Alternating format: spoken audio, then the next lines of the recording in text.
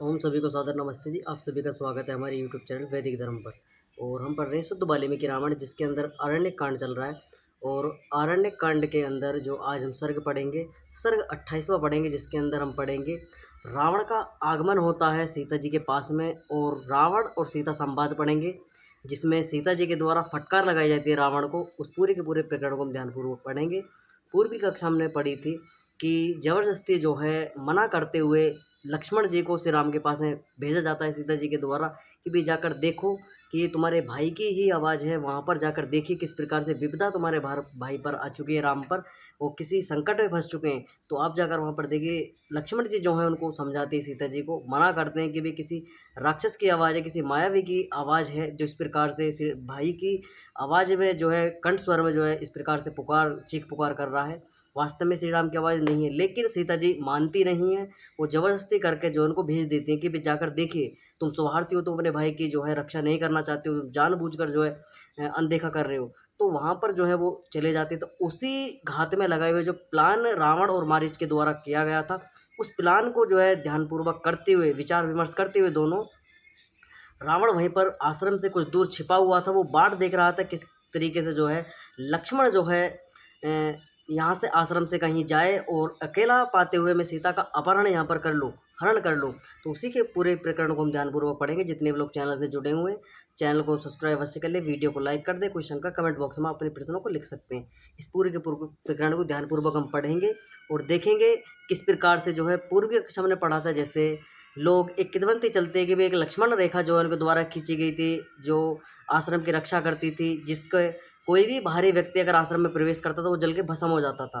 तो इस प्रकार की जो रेखा थी वो हमने पढ़ी थी। वो कपोल कल्पित घटना जो है लोगों के द्वारा बनाई गई है, मनगढ़ंत बातें, कहानी मात्र बनाई गई हैं। ऐसा कोई भी वृत्तांत वहाँ पर देखने को नहीं मिलता है। और वो प्रकरण यहाँ पर भी हमें देखने को मिलेगा कि किस प्रकार से ना कोई रेखा, ना कोई किसी प्रकार का वहाँ पर इंतजाम लक्ष्मण जी के द्वारा किया गया था उनके रक्षार्थ के लिए। बस इतना मात्र कथन यहाँ पर वाल्मीकि रामायण के अंदर मिलता है कि जब वो वहाँ से आश्रम से प्रस्थान करते हैं, वो ये कहते हैं कि भाई विद्वान लोग, वन देवता जो हैं, सीता जी की रक्षा करें, किसी प्रकार का संकट इन पर ना आए। तो ईश्वर कृपा पर, यानी ईश्वर सनध्य को प्राप्त करते हुए इस प्रकार का वृत्तांत बोलते हुए वहाँ से प्रस्थान कर जाते कि भाई तुम्हारी वन में रहने वाले देवताएं लोग जो है तुम्हारी रक्षा करें। तो इस प्रकार का बोलकर वृत्तांत वो वहाँ से प्रस्थान कर जाते राम जी के पास में। लेकिन किसी प्रकार का वहाँ पर लक्ष्मण रेखा खींची गई थी और इस प्रकार का वृत्तांत वहाँ पर नहीं मिलता है। और हम इस पूरे पूरे प्रकरण को पढ़ेंगे तो वहाँ पर भी ये घटना आपको क्लियर पूरी पता चल जाएगी कि वास्तव में वहाँ पर हुआ क्या था।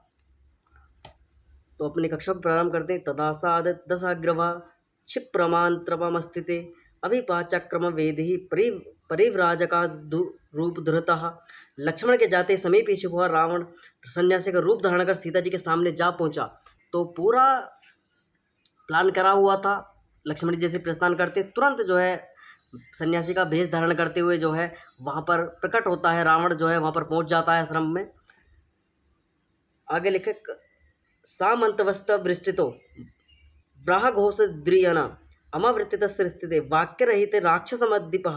काम के बाणों से वृद्ध राक्षस राज रावण वेद मंत्रों को उच्चारण करते हुए एकांत आश्रम में सीता से विनयपूर्वक बोला। तो यहाँ से संवाद प्रारंभ होता है सीता और रावण का। तो यहाँ पर जो है वो अपना परिचय यहाँ पर देता है, वो बोलता है, वहाँ जाकर वार्ता होती है उनकी। कस्य काशिकस्य कुशिस्थित्वा न निवृत्ति दंडकना एकाचार्य से कल्याणी घोरण राक्षस होता। हे कल्याणी, तू कौन है, किसकी स्त्री है, कहाँ से आई है, और तेरे इस दंडक वन में आने का क्या प्रयोजन है, क्या कारण है। राक्षसों से शोभित इस भयंकर वन में तू अकेली क्यों विचरण कर रही है, जिसमें अनेकों प्रकार के जंगली जंतु, जीव जंतु, पशु पक्षी आदि रहते हैं। हाथी हैं, गीदड़ आदि, शेर आदि, भालू आदि बहुत सारे जीव जंतु वहाँ पर हैं। जहाँ पर तू निवास कर रही है, अकेले विचरण कर रही है, तो किसकी स्त्री है, कौन है तेरे साथ में, और तू क्यों यहाँ पर जो है ऐसे भयानक जंगल में जो है विचरण कर रही है, जिसमें राक्षसों का वास है, जिसमें राक्षस लोग ही रहते हैं। ऐसे वन में तेरा विचरण करने का प्रयोजन क्या है। तो इस प्रकार से वृत्तांत जो है रावण के द्वारा पूछा जाता है सीता जी से। द्विजाति वेषणा ता दृष्टवा रावणमागतत्मा सवरे तिस्कारे पूज्यतमावृत्तिता। सन्यासी वेशधारी रावण को आया देख सीता जी उसका यथाविध आतिथ्य करके बोली। तो वहाँ पर सन्यासी, क्योंकि जो सज्जन पुरुष होते हैं, विद्वान होते हैं, जो चरित्रवान होते हैं, वो सन्यासियों का बहुत आदर सत्कार करते हैं। क्योंकि विद्वान जो सन्यासी होते हैं, जो भ्रमण पर लगे हुए हैं, जो जो संसार को जो है ठीक मार्ग पर लाने के लिए वेद आदि सत्य शास्त्रों को प्रचार करने में लगे हुए होते हैं, ऐसे सन्यासियों को जो है आदर सत्कार जो है हमें करना चाहिए। तो उसी को देखते हुए सीता जी जो है उसको अतिथि के रूप में उसको जो है भोजन आदि के जो है बूझती हैं कि भाई तुम विश्राम करो और यहाँ पर ठहरिए। तो इस प्रकार का वृत्तांत वहाँ पर जो है बूझते बताती हैं, सुनाती हैं उसको, और उसका अतिथि स्वीकार करते हैं कि भाई आप ब्राह्मण हैं, आप हमारे लिए पूजनीय, आप यहाँ पर विश्राम कीजिए, आपको मैं जो मुझसे उचित होगा मैं आपके लिए भोजन आदि या फल आदि की जो व्यवस्था आपके लिए कर देती हूँ। तो इस प्रकार का रावण से जो है बोलती हैं सीता जी। दुहिता जनकस्य मैथिला स्थित महात्मना सीता नाम से भद्रा तारा राम भार्या द्विजोत्तम। हे द्विजोत्तम आपका कल्याण हो। मैं तो यहाँ पर सीता जी अपना परिचय देते हैं कि मैं मिथिला नरेश आपका मैं मिथिला नरेश महाराज जनक की पुत्री, मेरा नाम सीता है और मैं राम की प्रिय भार्या हूँ। भार्या कहते पत्नी को, तो मैं उनकी प्रिय भार्या हूँ। मम भ्राता महातेजा वयसा पंच विनाश विंसका अष्टदशा दा वर्षणा मामा जन्मिनी कन्या थे। जब हमारा विवाह हुआ उस समय मेरे पति श्री राम की अवस्था 25 वर्ष की थी और मेरी अवस्था 18 वर्ष की थी। तो यहाँ पर परिचय देती हैं सीता जी, बताते हैं कि जब बहुत से लोगों हमने पूर्व की कक्षा में पढ़ रहे थे, कुछ लोगों की किड़वंती के चलते कि जब मात्र सीता जी का विवाह 6 वर्ष की अवस्था में हुआ था। तो यहाँ पर किड़वंती जो है उसका हमने पूरा का पूरा खंडन किया था वाल्मीकि रामायण के आधार पर भी, कि किस प्रकार से उनकी आयु जब विवाह हुआ था सीता जी का 18 वर्ष की आयु उनकी थी और श्री राम की आयु जो थी वो 25 वर्ष थी। जो एक गृहस्थ जीवन में जाने के लिए यानी गृहस्थी में जाने के लिए एक उच्च आयु बताई गई कि 25 वर्ष का युवा जो है गृहस्थ जीवन में जा सकता है, यानी गृहस्थी बसा तक शादी विवाह आदि जो है कर सकता है अपना। तो उतनी आयु श्री राम की थी। 25 वर्ष में विवाह जो है श्री राम का हुआ था। 18 वर्ष यानी 16 से और 18 वर्ष का जो है कन्या की विवाह की आयु बताई गई है कि 16 वर्ष से 18 वर्ष की जो है कन्या होनी चाहिए। वो बालिग हो जाती है उस समय उसको विवाह कर देना चाहिए। तो उतनी आयु जो है 18 वर्ष की सीता जी की थी। वो अपना परिचय देते हैं किस प्रकार से, वो बताते कि मेरी आयु 18 वर्ष की थी और मेरे पति श्री राम की जो आयु 25 वर्ष की थी। तो यहाँ पर भी जो है जो लोग ये कहते हैं कि बाल विवाह था, उस समय पर बाल विवाह निषेध था, बाल विवाह नहीं हुआ करते थे। पूर्ण बालिग हो जाती थी कन्या और पूर्ण बालक हो जाता था युवा, तो तब जाकर उनका विवाह होता था। 25 वर्ष से पहले किसी युवक का विवाह अनिवार्य नहीं था और ना किसी कन्या का 14 या 15 16 वर्ष से नीचे किसी भी कन्या की आयु होती थी उसका विवाह निषेध था, शास्त्र विरुद्ध था, वेद विरुद्ध था। तो 16 वर्ष से 18 वर्ष की कन्या का विवाह बताया, उसमें भी आयु बताई गई है कि कितनी आयु युवक की होनी चाहिए, कितनी आयु जो है युवती की होनी चाहिए। तो उसी हिसाब से विवाह के जो प्रावधान है वो वहाँ पर बताए गए कि इसी प्रावधान को देखते हुए, इसी विचार विमर्श करते हुए 18 वर्ष की जो थी सीता जी की आयु थी, वहाँ पर 25 वर्ष की आयु श्री राम जी की थी। वो वृत्तांत बताती हैं रावण को जो है अस्तित्व दशा द्वादशे मम इच्छा गुणा निवेशने भुजाना मानु वास भोगना सा गंसवा सर्व काम उद्ददिनी। विवाह के पश्चात 12 वर्ष तक मैंने इच्छा भाग्य वंश राजभवन में रहकर मनुष्य सुलभ संपूर्ण भोगों को भोगते अपने सभी मनोरथों को पूर्ण किया। अगला श्लोक है ततस्त्र त्रोदशे वर्षे राजमंत्रते प्रभु अवेस्तु राम समतो राजमंत्रिभ्य। तत्पश्चात 13 वर्ष के आरंभ में संपूर्ण मंत्रिमंडल से विचार विमर्श कर महाराज दशरथ ने श्री राम को युवराज पद पर अभिषिक्त करने का निश्चय किया। तो वो बताते कि 12 वर्ष तक मैं सुखपूर्वक जो है अपने इच्छावागो वंश के अंदर वहाँ पर अपना जीवन मैंने विचरण अपना किया। 13वें वर्ष के पश्चात जो है राजा दशरथ जो है अपने बड़े पुत्र को जो है युवराज बनाने की ठान लेते हैं कि भाई अब मैं बुजुर्ग हो चुका हूँ और मैं अपने पुत्र को जो है राज्यभार संभालूं और ये इसका ठीक प्रकार से संचालन करे, जिस प्रकार से मैं संचालन करता हुआ हूँ राज्य का, इस प्रकार से संचालन मेरा बड़ा पुत्र राम करे। तो इस प्रकार से वो वृत्तांत बताती हैं। जिस समय श्री राम के राज्याभिषेक की तैयारियां हो रही थी उस समय मेरी कनिष्ठ सास केके ने वर मांगा। तो वो कहती हैं कि जब वहाँ पर तैयारियां हो रही थी कि राम को राज्य जो है राजा बना दिया जाए, तो वो पुरानी दो उनको वर दिए मांगने के लिए कहा गया था राजा दशरथ यानी मेरे ससुर दशरथ के द्वारा। तो वो 2 वरों को याद दिलाते वो 2 वर मांगती हैं, जिसमें मेरे पति के लिए 14 वर्षों का वनवास मांगा जाता है और भरत के लिए राज्याभिषेक के लिए राज्य पद मांगा जाता है। तो वहाँ पर वृत्तांत जो है पूरा का पूरा वो बताती हैं सीता जी के भी इस कारण से जो है हम वन में आए हुए हैं। तो मेरे जो पति हैं वो कहती हैं सीता जी, उसने यह भी कहा कि मैं जो वो बताती है सीता जी की भाई जो केकई थी उसने कहा था कि भाई मैं जो अपने पूरे के पूरे खाना पीना आदि सब कुछ त्याग दूंगी, अपने प्राण दे दूंगी, अगर ऐसा नहीं हुआ मेरा पुत्र जो है राजा नहीं बना, राम को राजा बना देगा तो मैं मर जाऊंगी, मैं जहर खा लूँगी, मैं तमाम तरह के जो है अपने प्राणांत कर लूँगी। तो इस प्रकार का दृष्टांत देखते हुए तो वहाँ पर जो है वो पूरा का पूरा वृत्तांत जो है अपना सीता जी रावण को जो है बताती हैं। तो सीता जी बताते हैं कि जब राम जो है अपने राज्याभिषेक के लिए अपने पिता दशरथ के पास में जो है पहुंचते हैं, तब के दृढ़तापूर्वक मेरे पति यानी श्री राम से जो है ये वचन कहती है कि भाई जो निर्णय दशरथ जी के द्वारा लिया गया वो निर्णय ये लिया गया है कि तुम्हारे पिताजी तुम्हें आदेश देते हैं कि भाई ये कौन कह रहा है, के कह रही है। ये वृत्तांत जो है पूरी की पूरी कहानी जब हम अयोध्या कांड पढ़ रहे थे वहाँ पर हमने पढ़ा था किस प्रकार से जो है पूरा का पूरा वृत्तांत होता है। मंथरा के द्वारा पूरी की पूरी पट्टी पढ़ाई जाती है, क्या वो घटना घटी थी जब अयोध्या कांड पढ़ रहे थे। वहाँ पर आप जब अयोध्या कांड जाकर प्ले लिस्ट में देखोगे तो वहाँ पूरी की पूरी घटनाएं आपको सुनने के लिए मिल जाएंगी, वीडियो मिल जाएंगी उसकी। तो यहाँ पर जो है वो बताती हैं सीता जी कि भाई आदेश जो है वो के कहती है मेरे पति से कि भाई तुम्हारे लिए जो है 14 वर्षों का वनवास मांगा गया है और मेरे पुत्र भरत के लिए जो है राजा पद मांगा गया, यानी राजा बनाने के लिए कहा है। तो तुम्हारा जो कार्य है, तुम अपने पिता के जो प्रतिज्ञा को निभाना है, उनकी बातों को जो है सत्य व्रतधारी तुम्हारे पिता हैं उनकी बातों को तुम्हें मानना है, उनको मिथ्या विरोधी बातें उनको सिद्ध नहीं करना, उनको मिथ्यावादी नहीं बनने देना है। तो तुम अपने पिता की आज्ञा का पालन करने के लिए 14 वर्षों के अंदर वनवास में अपना जीवन व्यतीत करना पड़ेगा और मेरा पुत्र जो भरत है वो राज्य पद पर आसीत होएगा और वो राज्यभार को चलाएगा। तो इस प्रकार का वृत्तांत वहाँ पर होता है। वो कहते हैं कि तुम्हें वन में जाना पड़ेगा और कहते हैं कि तुम अपने पिता को जो है मिथ्यावादी होने से बचाओ। तो घटना जो है जो उनके वहाँ पर घटी थी वो पूरी की पूरी घटना रावण को जो है बताई जाती है। तब वो कहते हैं कि तब मेरे पति जो हैं सत्यव्रतधारी श्री राम ने ऐसा ही होगा कहकर जो है के की बात को स्वीकार कर लिया और उन्होंने कहा कि भाई जो तुम्हारी इच्छा है, तुम भी मेरी माता हो, मैं आपकी आज्ञा को नहीं टाल सकता हूँ।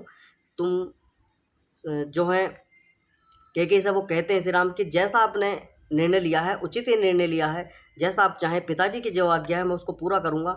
अगर ऐसे ही इच्छा है कि भाई 14 वर्ष के लिए मैं वन में जाऊँ तो मैं 14 वर्षों के लिए वन में जाने के लिए तैयार हूँ। भरत को राज्य दिया जाए तो राज्य दे सकते हैं, उसमें मुझे कोई आपत्ति नहीं है। तो श्री राम इस जो वहाँ उनके द्वारा आदेश दिया गया तो उसको स्वीकार कर लेते हैं। तो ये वृत्तांत जो है बता किसके रही है, रावण को ये वृत्तांत वार्ता चल रही है। अगला श्लोक आया है तस्य भ्रातता वे मात्रो लक्ष्मणो नाम वीर्यवान। श्री राम के लक्ष्मण नामक पराक्रमी सौतेले भाई व नरकेसरी मेरे पति सहायक और संग्राम में शत्रु को नाश करने वाले तव वीर्य प्रच्युतता राज्य के कस्तु कृत्य यत्र विचारमा द्विज श्रेष्ठ वन गंभीर मौजोसा। के कारण हम तीनों राज्य से अब राज्य सुख को त्याग कर जो हैं वनवासी बन गए। द्विज श्रेष्ठ इस वन में अपने ही सहयोग से, अपने ओज और पराक्रम से, अपने ही बल से हम इस वन में विचरण करते हैं। सवास्व से मुहूर्तुत संख्या वस्तुतव्या अगम स्थिति ताभ्राता वन्य मादे पुष्करमा। यदि आप विश्राम करना चाहें तो थोड़ी देर यहाँ ठहरें, मेरे पतिदेव वन में होने वाले कंदमूल फल आदि लेकर आते ही होंगे।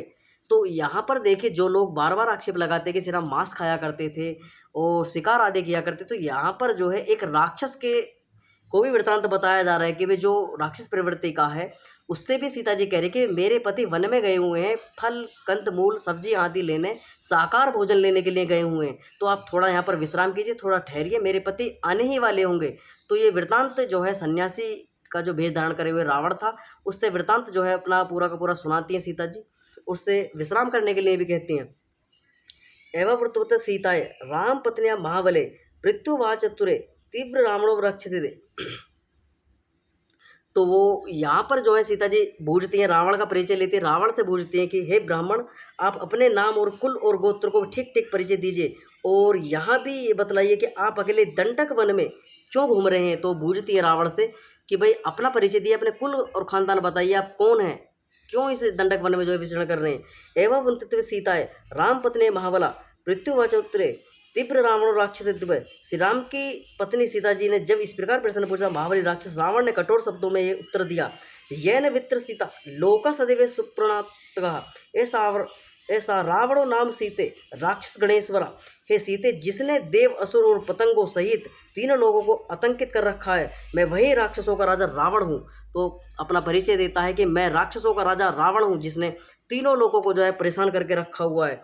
तवा तो कंचना भरणावत दृष्टवा केशन अविस्नमा रति सवेगे दरेतु नादि कंचता मनिदिते।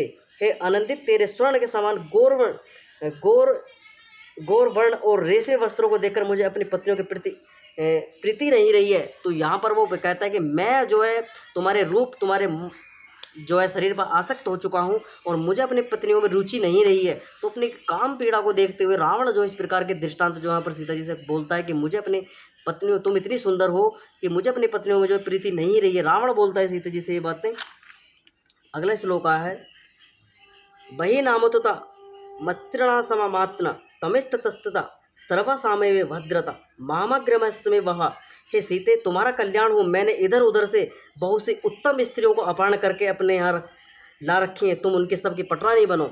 तो जो लोग ये कहते हैं कि रावण बड़ा विद्वान था, रावण बड़ा चरित्रवान था और सीता जी को हाथ ने लगाया था, भाई उसकी चरित्रता यहाँ पर वाल्मीकि रावण के अंदर देखने को मिलती है कि कितना चरित्रवान था और कितना विद्वान था कि एक दूसरे पुरुष की पत्नी पर अपहरण करके उसको जो है इस प्रकार से जो गलत दृष्टि से देखता है और किस प्रकार से जो है उस पर अपहरण करने की पूरे प्रावधान करता है कि मैं इतनी सारी, और अपना बताता है कि मैंने बहुत सारी स्त्रियों को जो है अपहरण करके अपने राजमहल में रखा हुआ है। तमाम जो सुंदर सुंदर स्त्रियाँ मैंने अपने जो है राजमहल में लंका में रखी हुई हैं और मैं तुम सबको उन सबके तुमको पटरानी बनाकर रखूँगा उन सबकी, यानी उनसे सबसे ऊपर तुमको जो है दायित्व सौंपा जाएगा, तुम उनसे सबसे ऊपर जो है रहोगी। सबसे जो सारी रानियां जो मेरे महल में हैं उनसे सबसे अच्छा आदर सम्मान जो तुमको मिलेगा, सारी सुख सुविधाएं तुमको ज़्यादा मुहैया कराई जाएंगी। तो इस प्रकार से वृत्तांत जो है रावण सीता जी को प्रलोभन देता है। आगे लिखा है, लंका नाम समुद्र से मध्य मम महापुरी सारगिणा परिचितता निविष्ट से गिरि बुर्दना। चारों ओर समुद्र से घिरी हुई, समुद्र के मध्य पर्वत की चोटी पर लंका नाम की मेरी एक महापुरी है। तो बताता है कि चारों ओर समुद्र से घिरी हुई एक मेरी लंका महापुरी है जहाँ पर मैं निवास करता हूँ। तथा सीते मया सरदा वनेषु वृक्ष में नाचारस्य दंडव्यासस्य स्पर्श से भाग भामिनी। हे सीते, जब तू वहाँ वनों में मेरे साथ विहार करेगी तब मैं भामिनी तुझ इस वन में रहना भी पसंद नहीं करेगी। पंचेदास्य शास्त्राणी सर्वथा भ्रूणावस्थित सीते पंचस्थिते भार्या वसी या माँ यदि। हे सीते, तू यदि तू मेरी भार्या बनकर स्वीकार करेगी तो संपूर्ण अवश्य समकृत 5000 दासियाँ तेरी परिचर्या करेंगी। तो यहाँ पर वो कहता है कि भाई जो तू मेरी भार्या यानी मेरी पत्नी बनना स्वीकार करेगी तो 5000 नौकरानियाँ जो हैं तेरी सेवा करेंगी प्रतिदिन, जो हैं 5000 नौकरानियाँ जो हैं तेरी सेवा में जो है उपस्थित रहेंगी हर समय। तो इस प्रकार का लोभ जो है, प्रलोभन जो है सीता जी को रावण के द्वारा दिया जाता है। आगे लिखा है, रावणन वनमुक्तता तो कुपिता जनकताजमा पृथ्ववाचना वादगड़ी तमाना दृत्य राक्षसमा। रावण के इस प्रकार वचन कहने पर सुंदर अंगों वाली सीता क्रुद्ध होकर उस राक्षस का तिरस्कार करते हुए बोली। तो यहाँ पर जो है रावण को तिरस्कार किया जाता है, रावण को धमकाया जाता है कि किस प्रकार से जो वो प्रलोभन दे रहा था सीता जी को कि भी तू मेरी पत्नी बन जा, मैं तुझे ये सुख मिलेंगे, तुझे इतनी नौकरानियाँ मिलेंगी, तुझे नौकर चाकर मिलेंगे और तू बड़े सुख से अपना जीवन व्यतीत करेगी। तो यहाँ पर धमकाया जाता है रावण को। महाग्रीव कंपिया मंद्र से सदृश्य प्रतिमा महोदादिच्छ वाक्षुमव्यम्य रामानुवर्तता। मैं महान पर्वत के समान अचल व अटल समुद्र के समान क्षोभ रहित इंद्र के समान अपने पति की अनुगामिनी हूँ। तो वो कहती है जैसे समुद्र विशाल है, महान पर्वत के समान अटल है, समुद्र के समान क्षोभ रहित है, यानी इंद्र के समान अपने पति के अनुगामिनी। तो जैसे इंद्र पराक्रमी है, मेरा पति पराक्रमी, बलशाली है, विद्वान है, चरित्रवान है, मैं उसी अपने पति के अनुगामिनी, अपने पति से ही संतुष्ट हूँ मैं। इस प्रकार के वृत्तांत जो है वो बोले जाते हैं सीता जी के द्वारा। सर्वलक्षणा संपन्ना नियोगरुद्रा परिमंडलमा सत्यसंध्य महाभागम महा रामानुवर्तिता। मैं संपूर्ण शुभ लक्षणों से युक्त वट वृक्ष के समान अपने आश्रितों की रक्षा करने वाले सत्यव्रती एवं महाभाग श्री राम की अनुगामिनी हूँ।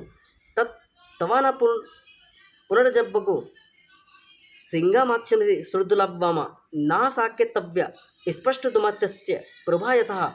तू गीदड़ के समान होकर तुझे दुर्लभ सिंगिनी को प्राप्त करना चाहता है, किंतु तुझे उसी प्रकार नहीं छू सकता जिस प्रकार सूर्य की प्रभा को कोई छू नहीं सकता है। और आभागे रावण, जो तू श्री राम के प्रिय भार्या की इच्छा कर रहा है, तब निश्चय ही तू स्वप्न में बहुत से सोने के वृक्षों को देख रहा है।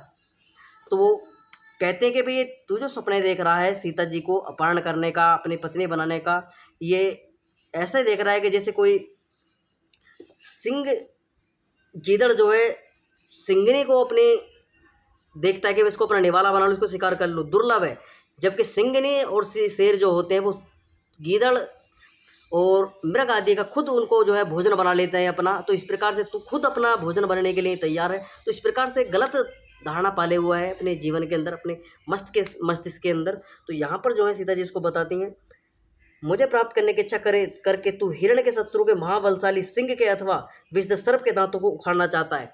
तो वो कहती है सीता जी कि भाई तू मुझे प्राप्त करने की इच्छा करके तू पर्वत श्रेष्ठ, मुझे प्राप्त करके इच्छा से तू हिरण के शत्रु महाबलशाली, यानी सीता जी कहते हैं कि हिरण का जो सिंह का इच्छा करती है, तू हिरण के शत्रु महाबलशाली सिंह के अथवा विषधर सांप के दांतों को उखाड़ना चाहता है। तो वो कहते हैं कि जैसे हिरण का शत्रु सिंह होता है, उसी प्रकार से तो जो है अपनी मृत्यु को स्वयं जो है स्वीकार करने वाला है, मृत्यु सैया पर लौटने के लिए प्रयोजन कर रहा है। तो जैसे बलशाली सिंह अथवा विषधर सांपों के दांतों को उखाड़ना चाहता है, इस प्रकार का जो प्रयोजन कर रहा है। मुझे प्राप्त करने की इच्छा करके तू पर्वत श्रेष्ठ मंदाचल को अपने भुजाओं से उठाना चाहता है, अथवा हलाल विषपान करके तू सुखपूर्वक चला जाना चाहता है। तो इस प्रकार से जो है वो पूरा का पूरा वृत्तांत वहाँ पर चलता है सीता जी का। वो रावण को समझाते हैं कि भाई तेरे लिए दुर्लभ है, तेरे लिए जो है सही नहीं है, तू पूरा का पूरा तू नाश होगा, तू मारा जाएगा। वो समझाती हैं, उसको मानता नहीं है। अच्छी सूच्य ब्रजमा जिहा लोचित श्रमः राघवस्य प्रिय भार्या यौन गिनगत तू जबक्ष में, श्री राम के प्रणय प्रिय भार्या को पाने की इच्छा चाह कर तू सुई की नोक से अपनी आंखों को खुजलाना चाहता है। यानी कि वो कहते हैं कि भाई तू इस प्रकार के कार्य कर रहा है कि भाई किसी की आंख में खुजली आदि लगती है और सुई से खुजाए तो भाई साहब आंख फूट सकती है। तो इसी प्रकार से जो है तू ये कार्य करने के लिए तत्पर है, यानी कि तू सुई से अपनी आंख खुजाने वाला कार्य कर रहा है। आगे लिखा, अथवा तेज छुरे की धार से जीवा से चाटना चाहता है। यानी कोई कहे कि भाई मैं तेज नोक का चाकू है, कोई धारदार हथियार है, उस पर अपनी जीव आदि लगाए तो भाई साहब जीव कटनी है। तो इस प्रकार का कार्य जो है रावण के द्वारा किया जा रहा है। सीता जी मना करती हैं कि भाई ये गलत निर्णय अपने जीवन में पाला हुआ है तेने। अवश्य शिला कंठे समुद्र तुक्षमस्य में सूर्य चंद्रमसो चौव पण्डव्य हत्रुमक्ष में, अथवा मेरी इच्छा करके तुम गले में पत्थर बांधकर समुद्र को पार करना चाहते हो और सूर्य तथा चंद्रमा को अपने हाथ से पकड़ना चाहते हो। कल्याण व्रत रामस्य यो भार्याय हर्तुमश्च में अयो मुखाना सूला नामाग्रे चरित्रमाक्षस में, जो पवित्र आचरण वाले श्री राम के प्रण प्रिया भार्या को वह अपहरण करना चाहता है, वह मानो लोहे के नोकीले कांटों पर चलना चाहता है। यदंतर सिंह श्रागल योव्रने यदंतर यशनिदा सखा समुद्रयो सुरगर्सवे वीर कन्योद्रंत्रे तदंतर वे सवा राघव से चाह। जो अंतर सिंह सियार में है, जो अंतर एक क्षुद्र नदी और विशाल सागर में, जो अंतर अमृत और कांजी में है, वही अंतर तुझमें और श्री राम में है। जो अंतर गरुण और कोवे में है, जो अंतर जल काक और मोर में है, जो अंतर वन में बसने वाले सारस और गिद्ध में है, वही अंतर जसत श्री राम और तुझ में है। इंद्र के समान अमित प्रभावशाली और हाथ में धनुष बाण धारण करने वाले श्री राम के रहते हुए यदि तू मुझे हर कर ले भी गया तो तू उसी प्रकार नहीं बच सकेगा जैसे मक्खी निगले हुए घी को पचा नहीं सकती। तो वो कहते कि अगर तू मुझे बलपूर्वक छलपूर्वक यहाँ पर से हर कर ले भी गया तो तेरी मृत्यु संभव है, तेरी मृत्यु से कोई तुझे बचाने वाला नहीं है। जैसे मक्खी अगर घी को निगल ले और वो तुरंत अपच के कारण से पचता नहीं, मृत्यु हो जाती है। तो इसी प्रकार जो है तू भी मृत्यु का ग्रास बनाने के कार्य कर रहा है, मेरा अपहरण करना, मुझको अपनी पत्नी बनाने के जो ख्वाब देखे हुए, तो अपने राक्षस पूरे के पूरे परिवार को नष्ट करवाएगा, अपने आप को मरवाएगा, पूरे राक्षसों का नाश करवाने में लगा हुआ है। तो ये पूरा का पूरा वृत्तांत आज का आपने सुना, किस प्रकार से जो है रावण और सीता का संवाद होता है, रावण का आगमन होता है। जितने भी लोग चैनल से जुड़े हुए चैनल को सब्सक्राइब अवश्य कर लें, वीडियो को लाइक कर दें। कोई शंका है कमेंट बॉक्स में आप अपने प्रश्नों को लिख सकते हैं। तो यहाँ पर देखने को मिला कि किसी प्रकार की रेखा आदि वहाँ पर नहीं खींची गई है और वो वृत्तांत वहाँ पर हो रहा, आश्रम में प्रवेश करता है, उसको बैठने के लिए कहा जाता है। और कल हम और पढ़ेंगे और आपको क्लियर हो जाएगा जब सीता जी का अपहरण यहाँ पर रावण करेगा, वहाँ पर आपको पता चलेगी कि किस प्रकार से ना कोई लकीर खींची गई थी, ना कोई कुछ भी कहा गया था, लेकिन एकांत का फ़ायदा उठाते हुए, कोई रक्षा का प्रबंध ना होते हुए वहाँ से रावण जो है उनका अपहरण कर लेता है। पूरा का पूरा विवरण कल के कक्षा के अंदर पढ़ेंगे। जितने भी लोग चैनल से जुड़े चैनल को सब्सक्राइब अवश्य कर ले, वीडियो को लाइक कर दे। कोई शंका कमेंट बॉक्स में अपने प्रश्नों लिख सकते हैं। आज की कक्षा को विराम करेंगे। सभी को सादर नमस्ते जी।